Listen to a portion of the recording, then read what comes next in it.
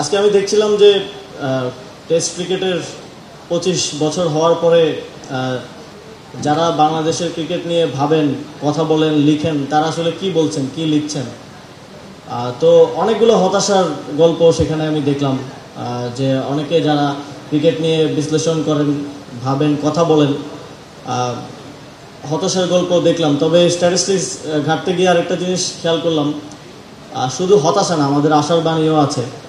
আমরা যদি আমাদের তো 25 বছর হলো টেস্ট ক্রিকেটে, আমরা যদি যাদের 100 বছর হয়েছে, 60 বছর হয়েছে, তাদের সাথে তুলনা করি, তাহলে মনে হবে যে স্ট্যাটিস্টিক্স ওয়াইজ আমরা অনেক পিছনে। কিন্তু আমরা যদি দেখি যে যারাই টেস্ট মর্যাদা পেয়েছে তাদের প্রথম 25 বছরের পারফরমেন্স কেমন ছিল, সেই স্ট্যাটিস্টিক্সে কিন্তু বাংলাদেশ পৃথিবীতে চতুর্থ। এবং গোয়িং ফরওয়ার্ড আমি বিশ্বাস করি আগামীর দিনগুলোতে আমাদের সম্ভাবনা আছে, সুযোগ আছে, এই স্ট্যাটিস্টিক্সটা আরও বেটার হবে। আমরা পেছনের দিকে না তাকিয়ে সামনের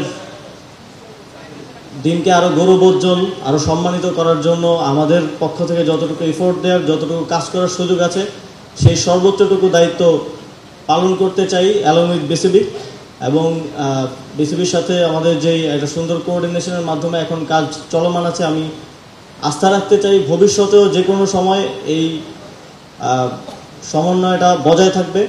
কারণ মন্ত্রণালয়, তারপর ক্রিকেটীয় সংস্থা হিসেবে বিসিবি, এবং যে কোনো স্পোর্টসের ক্ষেত্রে সেই স্পোর্টসের দায়িত্বশীল ফেডারেশনের সাথে মন্ত্রণালয়ের কোঅর্ডিনেশন না হলে খেলার কী অবস্থা হয় সেটা আমরা দেখেছি। বিগত সময়ে আমরা দেখেছি যে বাফুফের কী পরিস্থিতি ছিল, কিন্তু এখন একটা ভালো কোঅর্ডিনেশনের ফলে আমরা ভালো করছি ফুটবলে, এবং ক্রিকেটেও আমরা আরও ভালো করব ভবিষ্যতে। এসএমসি ওটসালাই এলো আরও উন্নত নতুন প্যাকে, জীবন বাঁচায়, জীবনকে এগিয়ে নিয়ে যায়। এবং বাংলাদেশের সম্পূর্ণ স্পোর্টসেরই একটা নতুন করে রিব্র্যান্ডিং প্রয়োজন, সেজন্য আমাদের সকলকে একসাথে কাজ করতে হবে। আমি দায়িত্ব পাওয়ার পর থেকেই আমাদের সবচেয়ে বড় যে চ্যালেঞ্জ, যে আমাদের সকল স্পোর্টস শুধু ঢাকা কেন্দ্রিক, কিন্তু আমাদের খেলোয়াড়রা আসে একদম প্রান্তিক অঞ্চল থেকে। এই যে চ্যানেলটা, এটা আরও সুন্দর করার জন্য আমাদের প্রয়োজন বিকেন্দ্রীকরণ। তবে যখন প্রথম ক্রিকেট বোর্ডে পরিবর্তনটা হয় অন্তর্বর্তীকালীন সরকার দায়িত্ব গ্রহণ করার পর, তখন আমি দুইটা জিনিস চেয়েছিলাম, এর মধ্যে একটা ছিল বিকেন্দ্রীকরণ।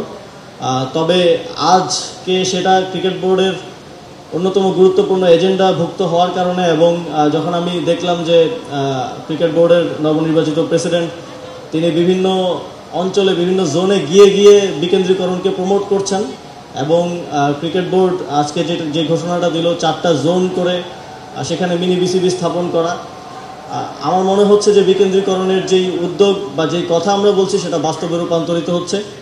এবং এর মাধ্যমে আমরা একদম পাড়াগাঁয়ের কিংবা অলিতে গলিতে ক্রিকেট খেলা কোনো একজন বাচ্চাকেও আসলে ভবিষ্যতের স্বপ্ন দেখাতে পারবো। তাকেও আমরা এই বিশ্বাসটা দিতে পারবো যে সে যদি ভালো করে, তার মধ্যে যদি ট্যালেন্ট থাকে, সঠিক পরিচর্যার মাধ্যমে তাকে আমরা বাংলাদেশ দলে খেলার সুযোগ করে দিতে পারবো। বিকেন্দ্রীকরণের অংশ হিসেবে আমরা মন্ত্রণালয়ের পক্ষ থেকে একটা ঘোষণা আজকে দিতে চাই। আমরা ইনফ্রাস্ট্রাকচারাল ডেভেলপমেন্টের জায়গা থেকে আমাদের, আপনারা জানেন স্কুল ক্রিকেট, অনেকগুলো স্কুল ক্রিকেটে ভালো করে, আমরা সেই জায়গা থেকে একটা অ্যাসেসমেন্ট করে বিসিবির সহায়তা নিয়ে 100টা স্কুলের মাঠে আমরা সিনথেটিক পিচ স্থাপন করে দেব। আমরা শুধু আমাদের ইনফ্রাস্ট্রাকচারের মধ্যে সীমাবদ্ধ থাকতে চাই না, আমরা চাই যারা স্কুলে ক্রিকেট খেলে, রেগুলার খেলে, তারাও যাতে একটা ভালো ইনফ্রাস্ট্রাকচার পায়, তারাও যাতে একটা ভালো পরিচর্যা পায়, সেটা আমরা নিশ্চিত করতে চাই। সর্বোপরি আমরা মনে করি যে একটা ভালো ক্রিকেটিং ইকোসিস্টেম তৈরির মাধ্যমে আমাদের আগামীর ভবিষ্যৎ শুধুমাত্র সম্ভাবনার, এবং সেই সম্ভাবনার দ্বার উন্মোচিত হওয়া সম্ভব আমাদের সকলের আপ্রাণ প্রচেষ্টা এবং পরিশ্রমের মধ্য দিয়ে।